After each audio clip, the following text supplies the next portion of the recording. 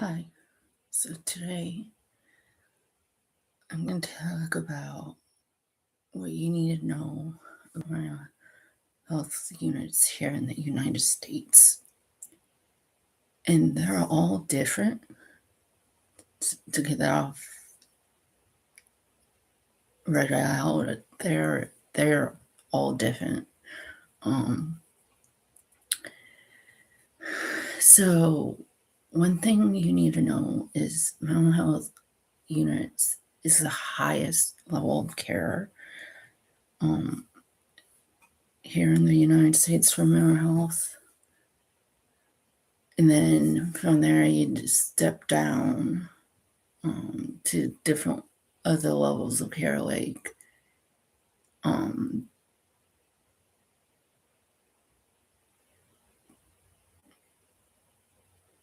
I'm blanking right now, but residential care, partial hospitalization, intensive outpatient, and then the lowest level is dysregulative therapy. And the goal of the mental health unit is to stabilize you. So you could go in with 0 meds and then they put you on meds, or you go in with meds and they adjust the meds when you're there. And then there's a structure to the day in the unit. Basically, it also depends on the hospital you're in, but mainly you get up at some time, you have breakfast, lunch, dinner, groups, possibly activities, possibly being allowed to go outside on like the unit grounds, but outside.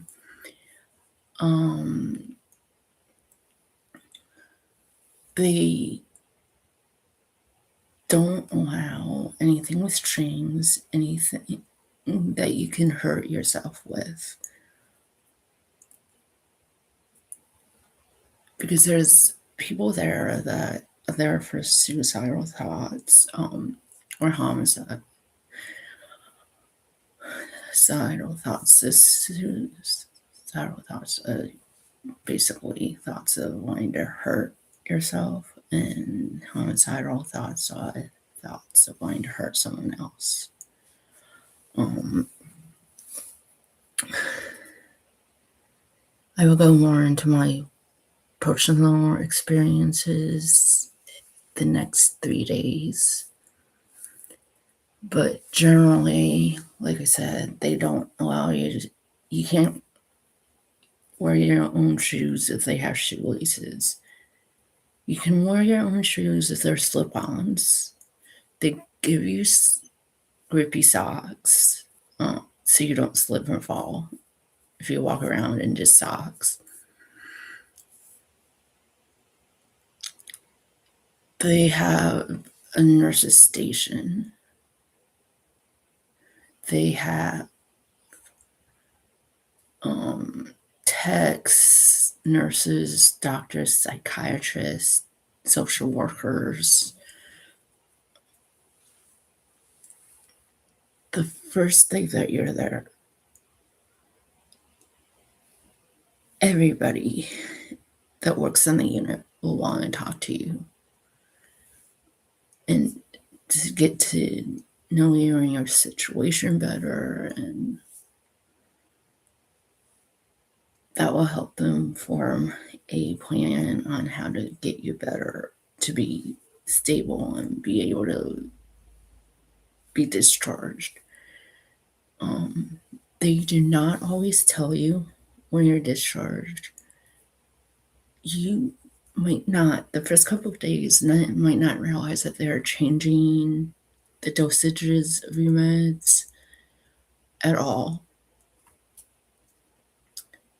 They give you composition books to write in so you can journal if you want, or what I did each time was get phone numbers of my friends on the unit, so you could do that too, possibly.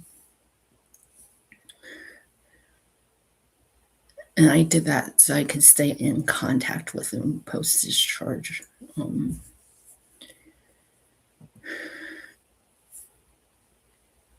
They don't allow sweatshirts. They don't. I will go more into this in a later video too, but they don't think about disabilities and the needs of those with disabilities. They just care about getting you safe and stabilized for your mental health. And that's why they also talk to you, because they want to know what are the medications they're on, what are the health conditions or mental health conditions that you might have, that they can check and see if they agree with them or not.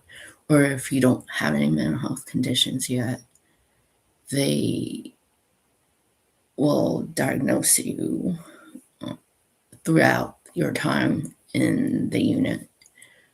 And then you go home with discharge papers. And if it's your first time, you might be seeing a lot of possible diagnoses, which just means things that they thought you might have had.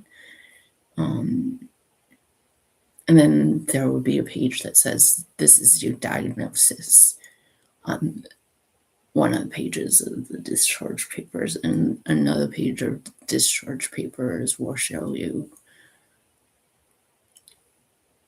what medications you're taking, what dosages. And some hospitals might tell you what time to take the next dose. And they will ask you what pharmacy you want to send your prescriptions to post, so you can get them post-discharge.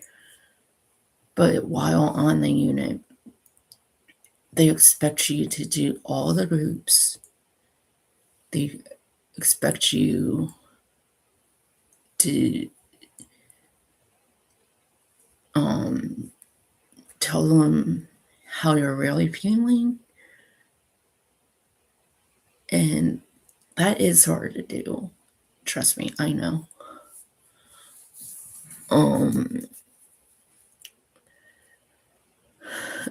They give you a whole thing saying patient rights when you get admitted.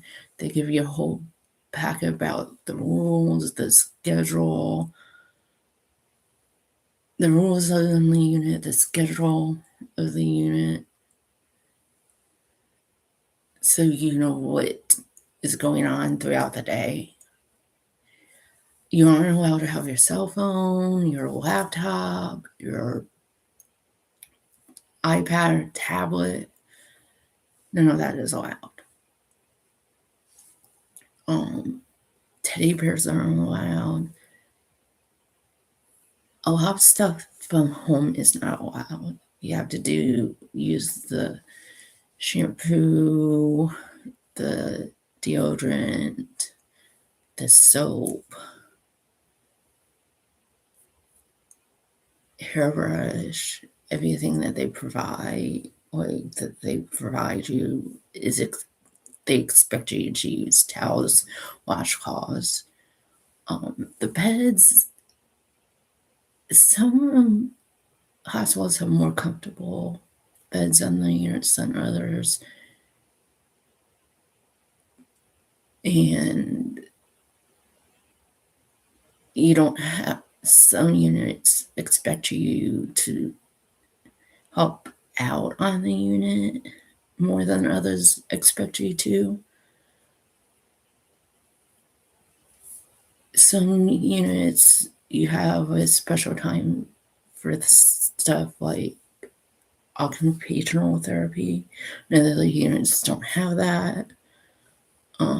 They provide curling pages, crayons, colored pencils, art supplies, if during or OT. They provide pencils without erasers, crayons during non-OT time. And there's so many things that could be different, like what food you can choose, what drinks you can choose.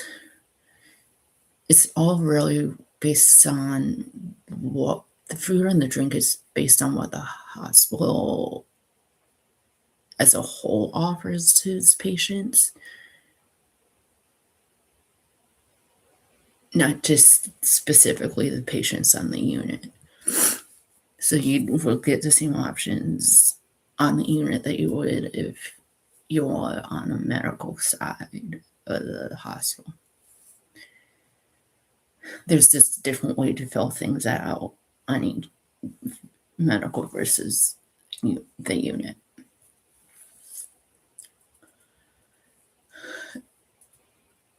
During the therapy time, the time with the therapist / social worker, there's groups where you learn different, you can possibly learn different things, like different coping skills. You can learn about neuroplasticity, different things like that. That's it for today's video. Tomorrow we'll go more into my first mental health units day. Thanks. Bye.